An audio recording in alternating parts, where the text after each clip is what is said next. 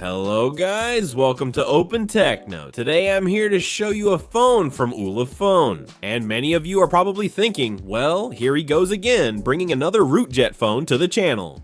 Well, no. In this case, Ulefone has introduced the Note 17 Pro A phone that, as you can see, is normal. A slim, everyday usable phone, the kind you and I have and use daily. It's true that Ulefone specializes quite a bit in RootJet phones, those rugged, thick phones with big batteries, certain capabilities for the outdoors, for field work, and other activities. But not all of their market is like this. For example, this Note 17 Pro, as you can see, is a perfectly normal phone. So I've been testing it for about 2 or 3 months since they sent it to me. So in this video, I'm gonna tell you what my impressions are after this time using it.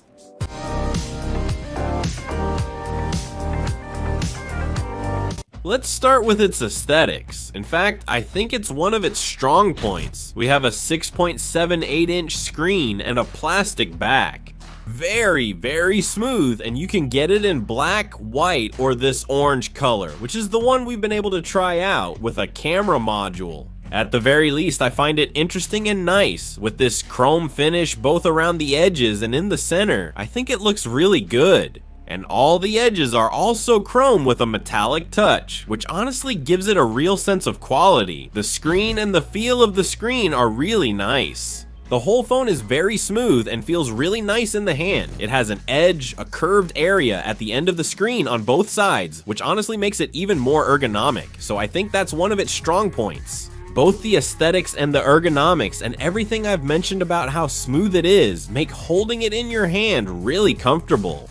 Its weight, so you don't get scared, doesn't reach 200 grams. It's around 197 approximately, so you can see it's not a rude to spawn, it's a normal large phone. It's actually quite big, but it's a normal phone, and with that, let's move on to the screen. We have a screen that really surprised me. It surprised me because it looks really good. It has very good colors, very good brightness, very good quality, resolution. In short, we have an AMOLED screen with full HD plus resolution. This is because the phone has a very panoramic format with 120 haze. This is the refresh rate we have. And how is this going to affect things? Well, mainly in the smoothness we will feel when scrolling through social media, in a browser, or in the operating system itself. We also have an average brightness of 500 nits, which is more than enough. I've been using it both at home and outside while recording videos and so on. And honestly, I haven't lacked brightness at any time. It's more than good, and it comes with Corning Gorilla Glass 5 protection. As for the processor, it has a MediaTek Helio 5 G99, which is an 8 cores that reach up to 2.2 G8s. It has a pack of 6 cores plus 2. This is because it has some cores that are more efficient to save more battery. And then we have a configuration of 24 GB of RAM. These are not real 24, but rather 12 of RAM plus another 12 that can be used with the memory, which is quite fast. And we have a ROM memory where we can store data up to 256 GB. That means we're going to have space to spare. These two features make this a really good phone in terms of performance. We can run any type of application, we can run countless applications in the background, and all of them will be there, ready, so that when we want to switch, we can swap from one app to another without practically having to wait. I also ran the Geekbench 6 test on it, which is good news for everyone here. So you can compare the performance with your current phone or others. Just so you know, it has a score of 708 in single core and 2015 in multi-core. Honestly, I only started doing these tests recently, so I don't have a lot of references.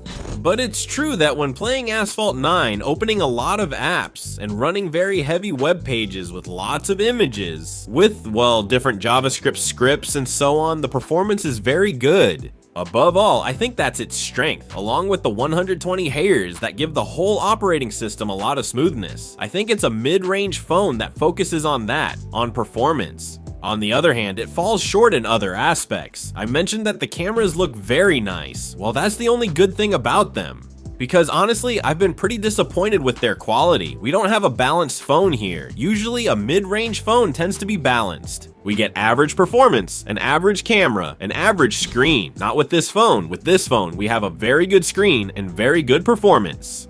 Very good specs when it comes to RAM and ROM, but the camera falls short. If you want a phone with a good camera, this isn't the one for you. As you can see, the photos, although they have good resolution, we have a 108 megapixel camera.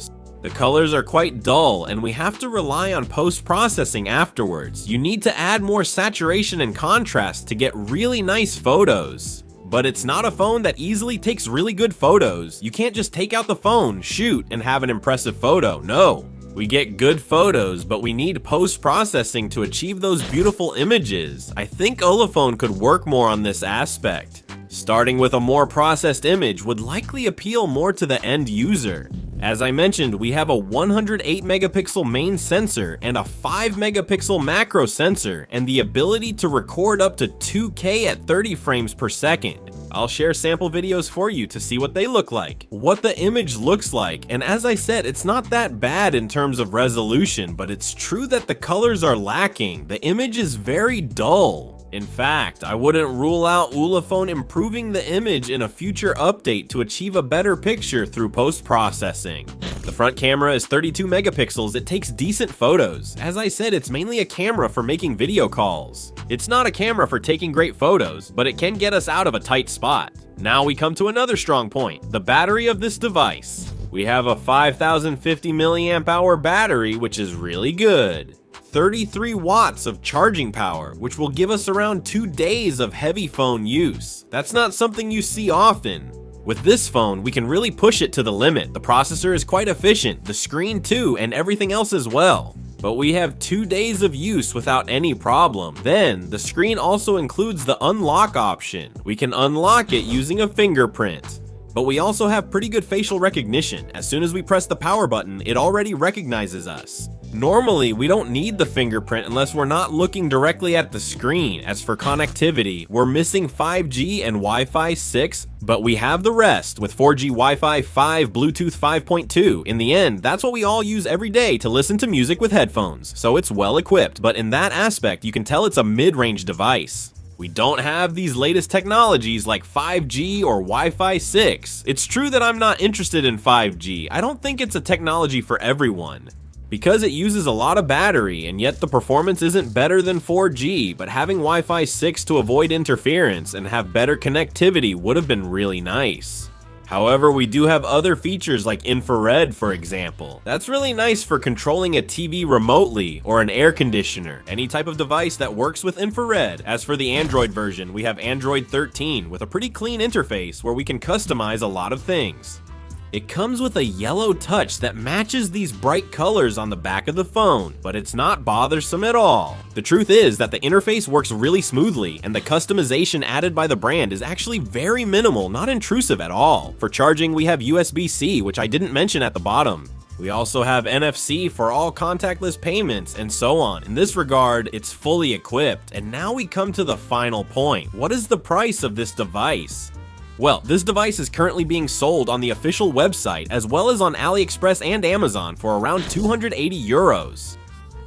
Do I think it's a good option? Well, yes, if what we really want is performance, battery, and screen. If what we want is to take photos, definitely not. There are better options. Recently, for example, we've seen devices from Powerhouse, but if we want the battery to be one of the best in this range, and if we want a really good screen, if we also want to have that good performance with 120 Hz that stays really stable, then this is your device. The Ulefone Note 17 Pro.